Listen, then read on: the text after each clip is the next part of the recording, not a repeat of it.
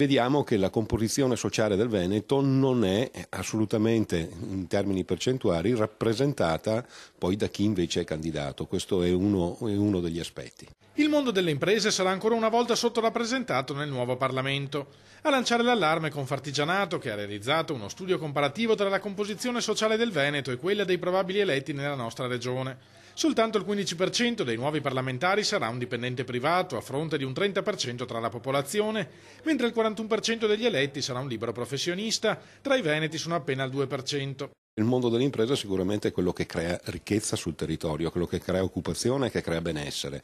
Il fatto di non essere rappresentato all'interno del Parlamento, sia Camera sia Senato, ci dà sicuramente qualche preoccupazione. Per questo, spiegano gli artigiani, è nostro compito sollecitare un impegno da parte dei candidati a venire incontro alle richieste delle imprese. Eliminare quello che per l'impresa ormai non è più sostenibile, che è questo gravame derivante da burocrazia inutile, stratificata, superata dai tempi, una pubblica amministrazione che non ha assolutamente preso in mano quelle che sono le possibilità che derivano come semplificazione dall'utilizzo delle moderne tecnologie. Altro tema caldo è quello della stretta sul credito alle imprese. Secondo i dati della CGIA di Mestre, in Veneto nell'ultimo anno è stata del 9,5%, superiore di oltre 3 punti alla media nazionale.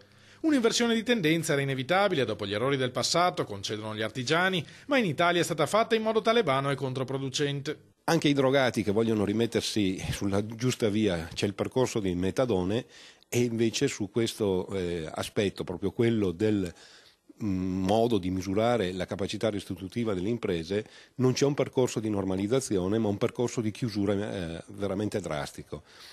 Questo sicuramente il governo è uno degli aspetti che dovrà tenere il nuovo governo da tenere in esame, perché senza credito bancario sicuramente le imprese non ce la fanno.